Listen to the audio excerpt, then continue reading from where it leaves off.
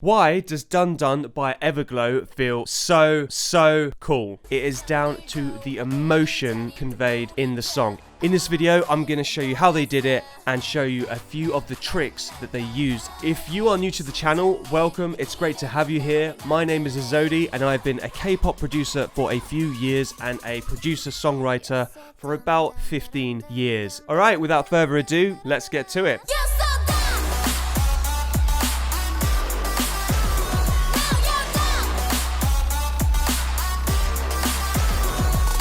Off the bat, the song is written in a minor key. A minor key is normally used to convey the emotion of sadness or a serious feeling.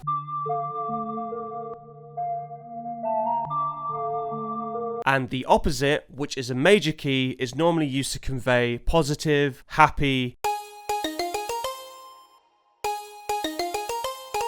This isn't 100% all the time at every song. There is always a grey area. Because Dun Dun feels cool, it feels dramatic, it's most likely going to be in a minor key. Hold up, just a quick one. If you support this channel on Patreon, you will be able to request your own K-pop analysis videos. They have a very prominent 808 bass covering the lows, and they have a very raspy, aggressive horn.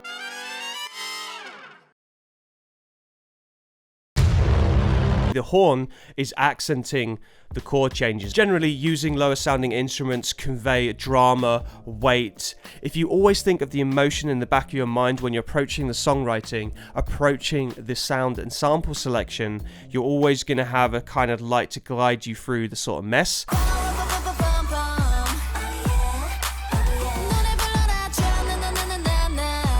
Dun Dun is sitting around 102 to 103 beats per minute. It's really interesting as Dun Dun doesn't fit into a conventional genre's BPM. It could be a fast hip hop or a slower house track.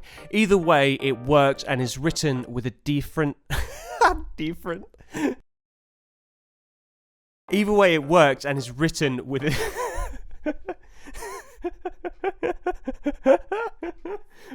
a different.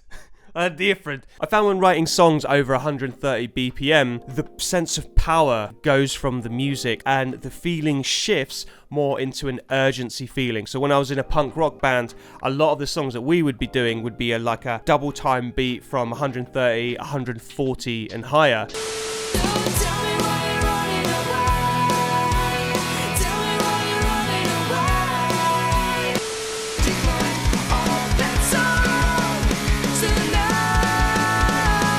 One thing you have to consider is that these idol groups need to have a choreography for their live shows and music videos. Generally, if the beat goes over 128 BPM, it gets harder for them to dance, but at the same time, you can do it at half time. Generally, I've found over the last couple of years of pitching K-pop, the songs that I've written that have been put on hold generally are the songs that are more exciting and more energetic, and the songs that are a bit more chill and laid back tend to get pitched to solo K-pop artists and not so much the groups. So have a listen to how minimal and simple the music is in this chorus.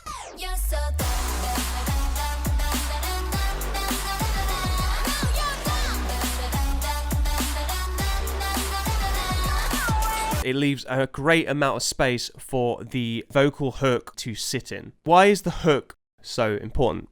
We as writers want you, the listener, to memorize the hook or melody of the song after your first listen. Another name for a hook is earworm. And the reason we want the hook to always be stuck in your head is so that you are always thinking about the song when you're not listening to the song. And in theory, this leads you, the listener, to generally engage and interact with the song after. You could end up adding the song to one of your Spotify playlists, re-watching the music video on YouTube, grabbing tickets and seeing your favorite K-pop group live. Advertisers and marketers spend a lot of money and time trying to create customer touch points, and we are effectively doing the same thing in songwriting. If we're thinking about something, more than likely we're going to talk about it, whether it's to our friends, our families, or online communities. And the best form of marketing, hands down, is word of mouth. Alright, so here are the basic 808 bass notes for the chorus of Dun Dun.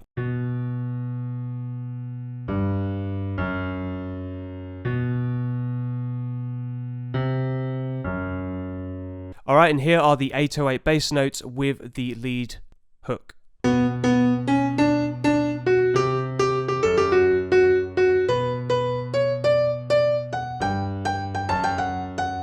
So notice how they don't just repeat the hook, but they develop the idea and present the hook in 3 different ways. This helps keep it interesting. They develop it by making it jump an octave higher, and on top of that, they vocalize the hook. So in each chorus, the hook is presented to you, the listener, in 3 different ways: the regular version, the high version, and the vocal version. I'm gonna play the A chorus and the B chorus and have a listen to the 3 different hook variations.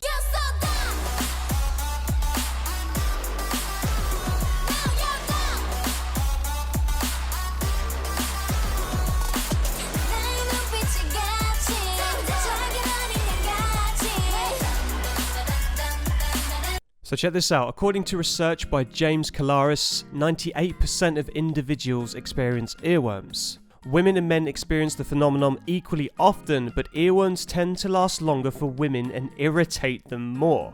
Calaris produced statistics suggesting that songs with lyrics may account for 73.7% of earworms, whereas instrumental music may cause only 7.7%. Maybe this is why they decided to vocalize the hook as well as just having the instrumental version. In my opinion, they did what was best for the song and focused only on that cool feeling. They made that the priority.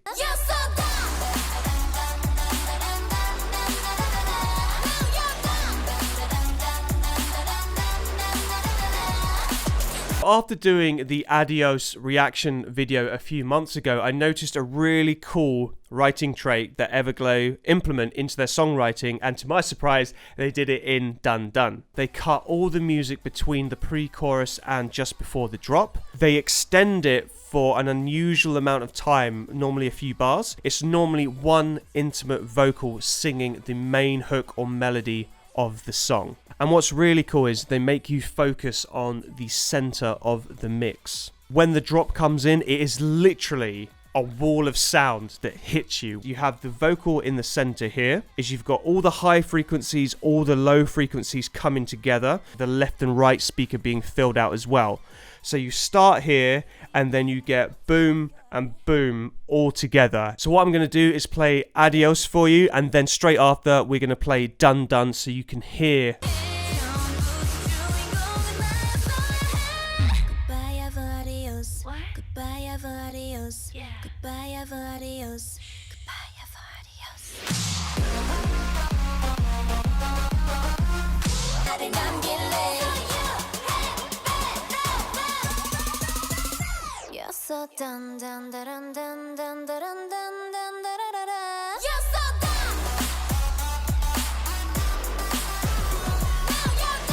It's so exciting, and it just enhances that cool feeling yet again. Under screen time is lower than my grades. What else do we have? Nice little plug there from a producer. I don't stan EVERGLOW, but the way this song is so good, I'm unintentionally streaming. Maybe it's that hook. You know it's EVERGLOW when they say EVERGLOW at the start of their songs, right? And that could actually be another writing trait. They do that. Good shout. Massive shout out to all my patrons who help support this video and channel. If you learned something cool about K-pop production, or if you want to make your own K-pop requests, support the channel on Patreon.